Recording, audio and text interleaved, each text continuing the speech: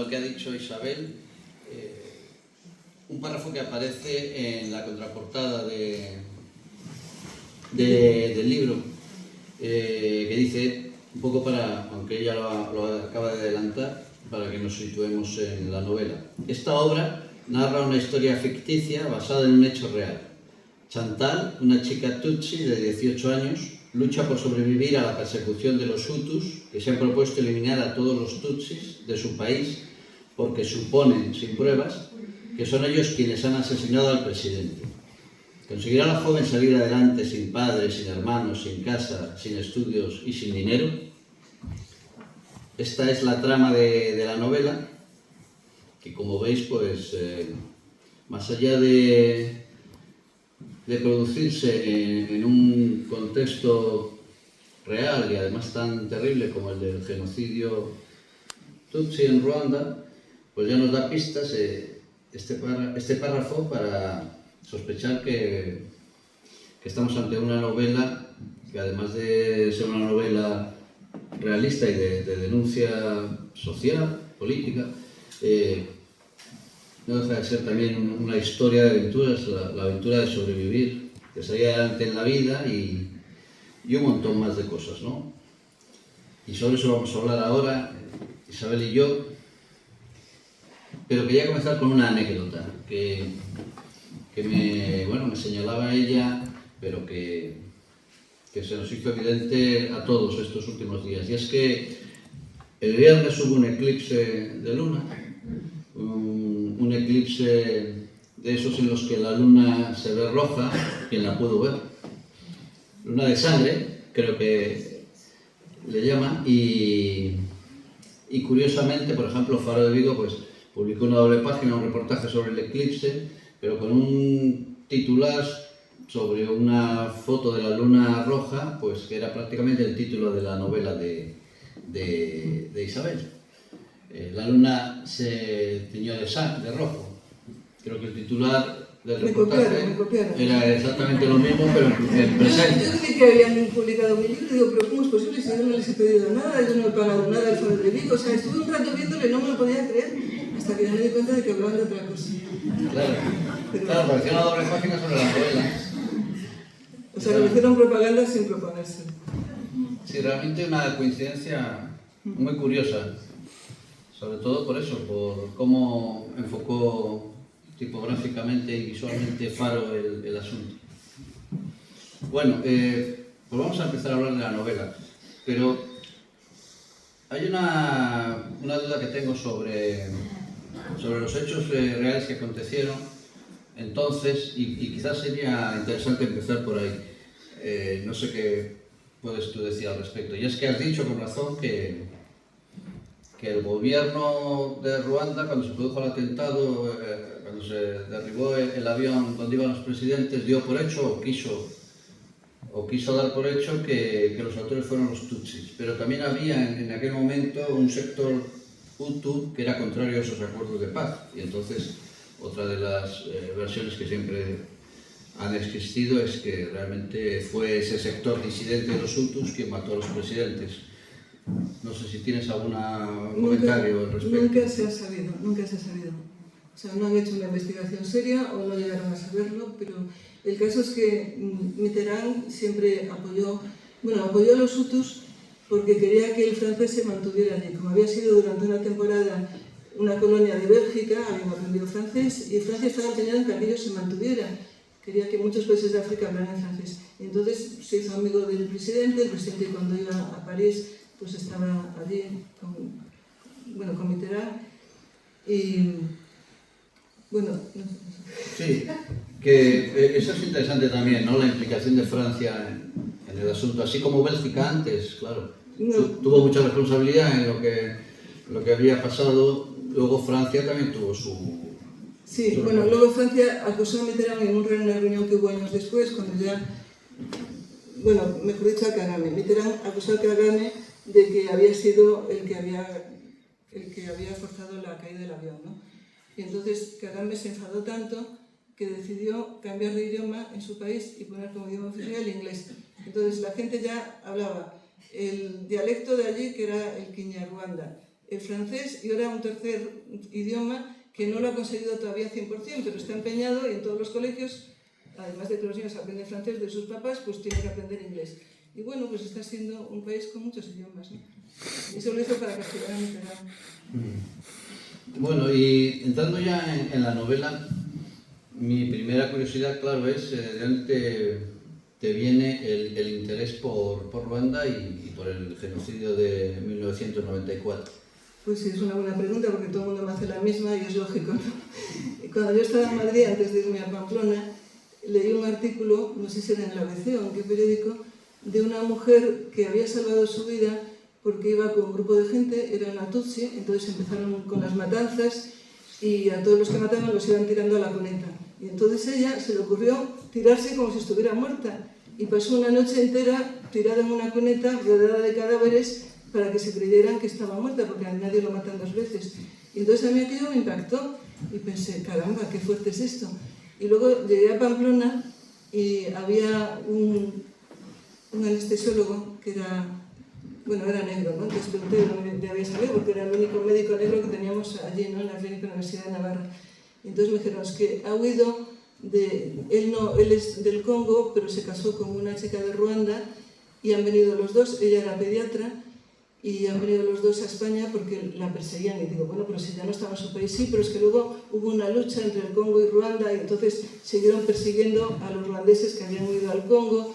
Y entonces yo pensé, pues me gustaría hablar con ella porque después de aquello que había leído me parecía muy interesante. Pero me dijeron, no se te ocurra, no quiero hablar con nadie de aquello. O sea, la gente que oye, y luego lo he visto en más personas, la gente que oyó de Ruanda tenía tal angustia que quería olvidarse y no quería hablar de aquello tan terrible que pasaron con otras personas. Entonces, pues seguí pensando que la novela iba siendo cada vez más interesante, ¿no? Y cuando tuve una oportunidad de escribirla, pues la escribí. Pero bastantes años después, ¿no? Entonces, entiendo. Sí, porque por el medio me surgieron otras cosas más, como Cambiando Corazones, y luego el medio Carlota, que era un caso clínico que también me interesó mucho, y entonces de eso hice una novela.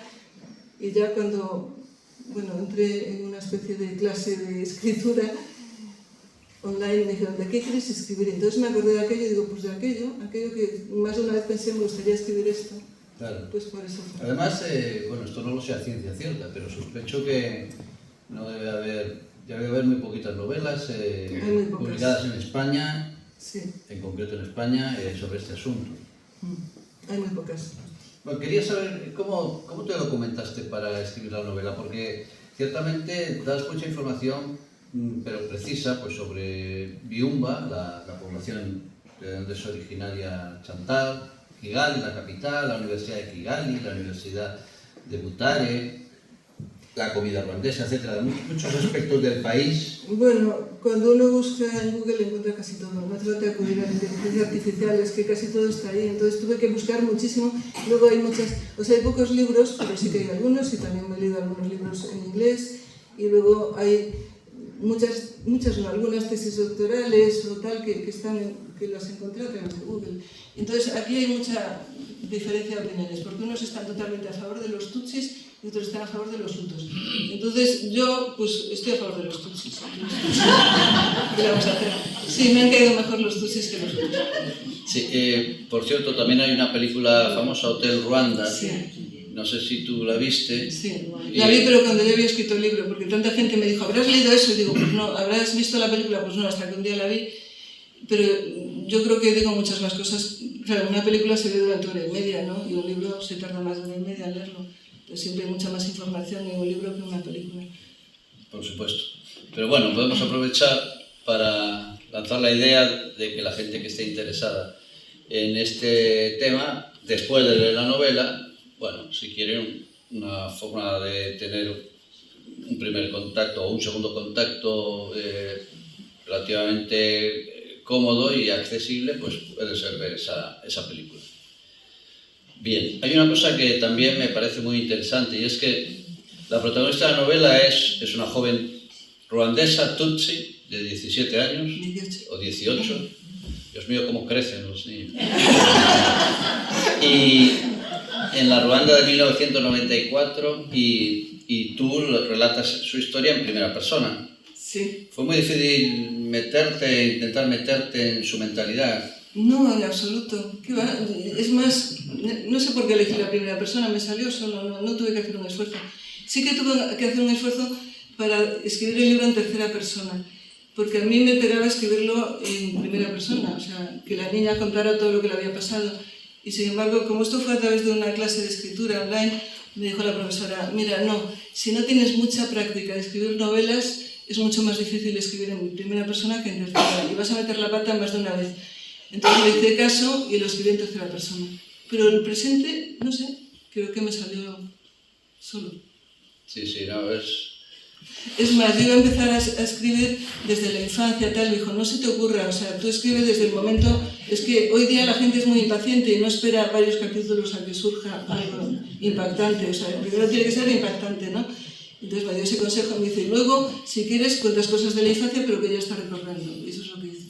Sí, eso entronca directamente con la estructura, sobre todo del tiempo en la novela, cómo la organizas, que también es interesante, que realmente cuentas, porque además cada capítulo está fechado, ¿no? Incluso con horas. Entonces cuentas, porque el genocidio en sí, si no me equivoco, duró 3 meses, casi Sí. Exactamente, 3 meses de matanzas, desde que empezaron hasta que terminaron por lo menos hasta que el grueso. Porque, Entonces tú relatas esos 3 meses completos, pero no de forma exactamente cronológica, ¿no? Hay un par de saltos atrás en el tiempo, incluso el primero hablas de un año atrás, luego vuelves al presente y ya continúas. Sí, por aquello de que el lector es impaciente y si no lee algo muy especial en el primer capítulo ya no lo sigue. Y entonces, pues, una amiga me dijo, mira, pon lo primero, la barbaridad de la matanza, cuando cae el avión del presidente que empieza la matanza, y luego pon como tercer o cuarto capítulo, pues quién es esta niña, tal, cómo vivía, por qué fue a la capital del país, bueno, todo eso, ¿no? Y luego también hago otra entrada en el catequista de ella, ¿no? Sí. Que no podía aparecer de repente sin haber explicado quién era él y tampoco pegaba que lo pusiera al principio, entonces en mitad de la novela pues, es una marcha atrás de un año de antelación. Pietro se llama, Pietro. es un joven italiano, joven pero no tan joven como ella. Entonces hay personajes inspirados en personas reales, por ejemplo esta familia de catequistas o bueno, la propia Chantal, etcétera, o no necesariamente. No necesariamente, pero sí que hay muchos recuerdos de la infancia de Chantal que los cuenta cuando ella está en su casa, que se basan en hechos reales que a mí me han sucedido de cerca, o en mi propia familia, o amigos, o gente que me lo ha contado, de estas cosas que me impactan, que me hacen mucha gracia y que los puse ahí como si fueran de la chica, ¿no? Ajá. Son míos, pero está bien. Un poco es curioso, ¿no? Porque claro, son realidades en principio aparentemente muy diferentes, sobre todo en el espacio, y sin embargo, bueno, después de leer la novela, no sé exactamente a qué circunstancias te refieres, pero vamos, que casan muy bien, ¿no? Por lo que veo. O sea, ella decide hacer un diario de su vida, de cuando nació, de sus hermanos, de tal, de su familia, entonces yo ahí he metido muchas cosas que me han ocurrido a mí de cerca, ¿no? Claro. Hablabas de que Pietro, el personaje, es un catequista, es el catequista. Bueno, no es que sea un catequista, sino que allí... Bueno, es un médico. Es un médico. Es un médico. Es un médico, bueno, pero pertenece a un movimiento de estos que hay en Italia de la Iglesia Católica y entonces hay un capítulo que lo dedico a explicar por qué esta familia va a Ruanda. Sí, y tiene que ver con lo que te iba a preguntar, y es que, claro, llama la atención que Ruanda, siendo en 1994 un país formalmente de una mayoría aplastante cristiana, porque según mis datos, entonces, ahora no sé, entonces más del 90%, sobre el 95% de la población era cristiana y de ese 90, y más del 60% católica en concreto, pues que se entregasen, como se entregaron algunos, cristianos formalmente, con ese entusiasmo, por desgracia, a las matanzas, ¿no? Y porque tú comentas, incluso antes de referirte a las matanzas, comentas en la novela, pues eso, que la situación del cristianismo allí bueno, es que tiene unos cimientos muy débiles y demás, y efectivamente este tema del genocidio pues parece una prueba, ¿no? Totalmente. A mí me recuerda un poco a lo que ocurrió en la Edad Media, en algunos países, que el rey se bautizaba y toda la población se bautizaba, pero sin que nadie les hubiera explicado qué es el cristianismo, en qué consiste, una serie de cosas, ¿no? Entonces pienso que no había madurado lo suficiente y que por eso cometieron barbaridades, porque no lo conocían bien. Claro. Luego hay una cosa que llama la atención, ¿no? Que para llevar a cabo las matanzas utilizaran instrumentos, como has comentado en la presentación, tan rudimentarios como machetes, hachas, etc. Bueno, porque había una guerra, entonces el ejército tenía los instrumentos que utiliza el ejército, pero los ciudadanos de a pie no, y entonces claro, dieron la orden de que mataran a todos los tutsis, entonces no solo a los que pillasen en la guerra luchando contra ellos, sino a todos. Sí, sí, eso creo que es una prueba clara de que efectivamente las matanzas las llevaba a cabo la población común. La población común. Y no un ejército, ni siquiera un grupo de paramilitar, sino... Y sobre eso además hay un aspecto que recalcas y que me parece especialmente terrible, y es como muchos hutus que estaban casados con tutsis, hombres hutus que estaban casados con mujeres tutsis y tenían hijos, fueron obligados a matar a sus familias al completo, precisamente por eso, por la sangre tutsi que tenían. Efectivamente, o sea, el orden del gobierno, el gobierno provisional, era que todos los hutus estaban obligados a matar a los tutsis que tuvieran a su alrededor, y nada más cercano que la propia familia, ¿no? Entonces los médicos mataban a los enfermos, o al revés, o enfermos a sus médicos, según quien fuera el hutu, el tutsi, o sea, se mataban unos a otros, fue una barbaridad, y prácticamente los obligaban a hacerlo. Sí, sí, porque tú presentas personajes que efectivamente pues no consiguieron sustraerse a eso, y otros que sí tuvieron un comportamiento heroico y poniendo en peligro su vida, pues lo hicieron, ¿no? En los agradecimientos de la novela dices una cosa interesante, que una de las personas que ha leído la novela es un joven de 20 años y que te vaticinó que esta novela iba a gustar a la juventud. Bueno, ciertamente la protagonista es una joven de 18 años y que cuenta todo esto desde su experiencia y su punto de vista, y supongo que eso sí puede ayudar, efectivamente. Ha venido el joven de... No ha venido su madre. Bueno, dale una paliza de mi parte, tenía que estar aquí. Bueno, ¿crees que sí, que esta novela puede resultar, especialmente conectar con los jóvenes? Que por otro lado me parece muy interesante. Si este es un tema desconocido para la población en general, pues para los jóvenes entiendo que mucho más, claro. ¿Qué opinas, Dolores? ¿Yo? Sí, claro. Te están preguntando a ti si te parece adecuada para gente joven. Sí, yo creo que es una adecuada porque además también les pone en un contexto histórico que quizás para ellos sea desconocida, y entonces también es una forma de que conozcan la historia de otros países y determinados acontecimientos que han pasado, ¿no? Bueno, es para todas las edades, pero que también para la gente joven. Por supuesto, sí. Después hay, en esta novela también hay golpes de humor. Hay, de vez en cuando está salpicado con algún golpe de humor que se agradece siempre. No sé si fue algo premeditado o si... No sé cuál es el golpe de humor. No sé, yo desde luego ha habido 5, 6, 7 veces... ¿Que te has reído? Comentarios, por lo menos me he sonreído, sí, comentarios simpáticos, bueno, humorísticos ciertamente. Ahora no recuerdo, no he marcado A ninguno. lo mejor son esos recuerdos de la infancia. Ahí sí que metí unas cuantas cosas. Ah, sí. Porque, bueno, no sé. Sí, no, pero se agradece también, claro. Que entre tanto machete, ¿no? Sí. Se puede decir una vez en cuando. La novela, por cierto, bueno, termina con, después de la novela, mejor dicho, incluye 2 epílogos informativos, bueno, donde un poco hablas de algo de lo que has hablado en la presentación, ¿no? Es una novela que, por lo que has dicho, necesitaba ese tipo de material de apoyo. un epílogo sobre Paul Kagame y otro sobre La Sociedad de Naciones. la ONU, esa especie de disculpas que pidió la ONU con la boca cerrada, pequeña, perdón, con la boca pequeña, obviamente, 20 años después, en el 2014, ¿no? Sí, porque no les hicieron caso, o sea, era un país tan pequeño, tan, digamos, abandonado, tan tal, que nadie le hizo caso. Y entonces, aunque fue allí el general Dallaire, que era un canadiense, fue allí para establecer un poco de paz, porque antes de que tuviera lugar la caída del avión, ¿no?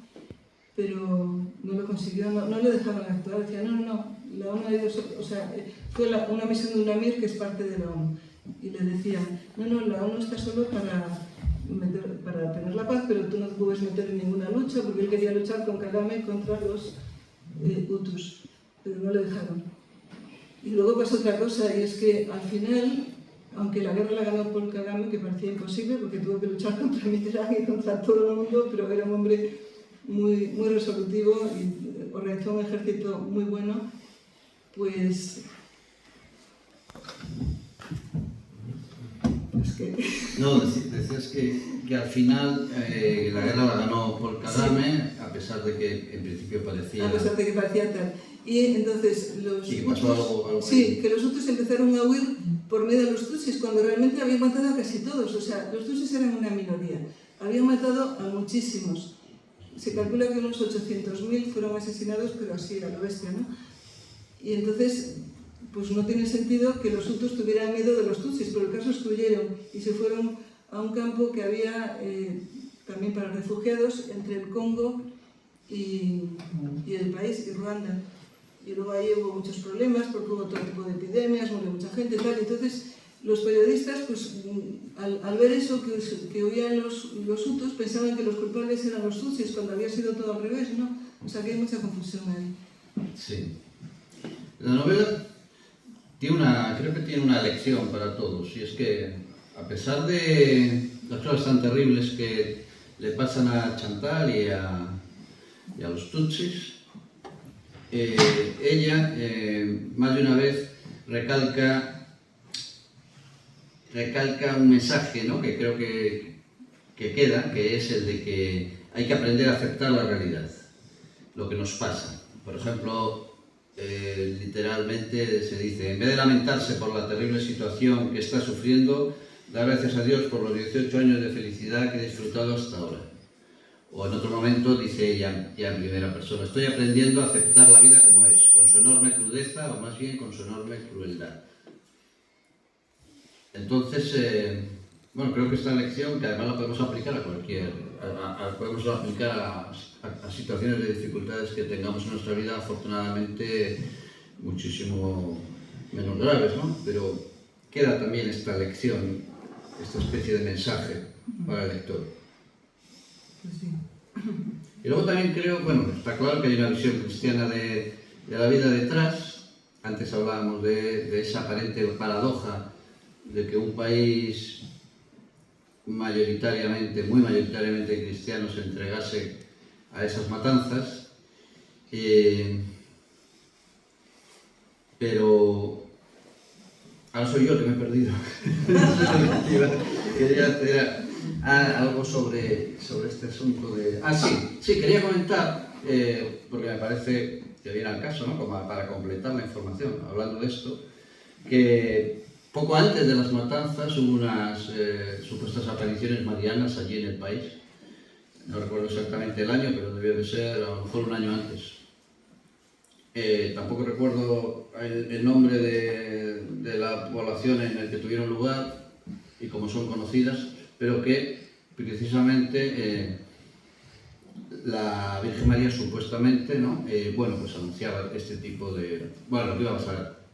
O sea que hubo esas supuestas apariciones en las que ya se adelantó las matanzas que iba a haber. Y bueno, es curioso, ¿no? Como complemento a la información de lo que pasó.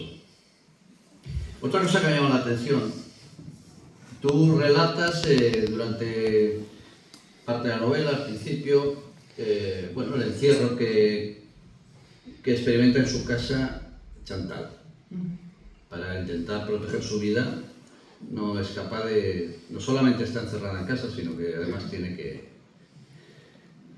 que ocultar a los demás que está dentro.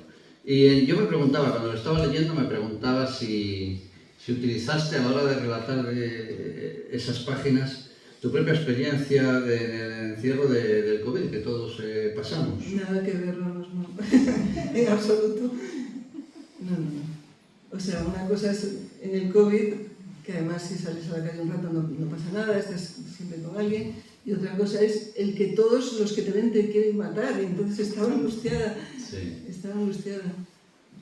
Sí, la verdad que la novela, como decía al principio, creo que es una gran historia de lucha por la supervivencia, pero también, claro, es una auténtica novela de aventuras, donde hay muchos elementos muy interesantes que te enganchan, ¿no? Que enganchan al lector. Y ese suspense permanente y esa sensación... Tampoco ahorras detalles a veces a la hora de mostrar el horror, pero por otro lado tampoco te recreas, lo haces con, no sé si es la palabra, con cierta naturalidad, ¿no? Que al final no queda otra, claro. Cuando se vive algo así, supongo que la propia Chantal, pues no le queda otra que... Eso es interesante. Bueno, acabas de... estás presentando esta novela, pero me parece que estás escribiendo o has escrito ya algo nuevo. No sé si puedes contarnos algo. Esta novela, en cuanto la mandé a la editorial a darme, a la semana siguiente me contestó, cosa increíble, porque las editoriales suelen tardar un montón de tiempo. Pues esta me contestó enseguida. Pensé que bien, estupendo, pero ya diremos cuando sale, o sea, cuando la gente lo puede comprar, ¿no? Bueno, pues tardó más de un año, o sea, me contesta en una semana y luego 14 meses esperando. Y mientras tanto, pues yo ya estaba un poco aburrida de esta novela, pensando, esto no llega nunca, ¿no? Y un día vine aquí, a esta misma sala, a escuchar una conferencia que dio un sacerdote, el de la Soledad, que está cerca, bueno, en el Castro. ¿Qué ruido tan molesto, verdad? Sí, no sé. A ver, yo creo que no va a ir más. Bueno, me lo voy a alejar un poco. ¿Se me oye? Sí. Bueno, pues vino a una conferencia en que habló de don Leopoldo Eijo Garay, un obispo que fue de mi familia, y contó cosas preciosas. Y además yo tenía alguna historia de este señor y tal, y una hermana que se empeñó en que yo escribiera este libro, y como estaba esperando a que saliera a la venta el libro de Ruanda y no acaba de salir, pues escribí esa novela. Entonces, una vez que ya sale a la venta el libro de Ruanda, la semana siguiente me aceptan el libro del obispo en otra editorial, o sea que estoy muy contenta. No sé lo que van a tardar en que se pueda leer, pero bueno, ya me he hecho la idea de que las editoriales, cuando un libro les interesa, contestan enseguida, pero luego pueden tardar meses y meses y meses en que salga el libro. Sí. Pero bueno, es lo que uno va aprendiendo. Muy bien, pues si les parece, podríamos dar paso ahora a un turno.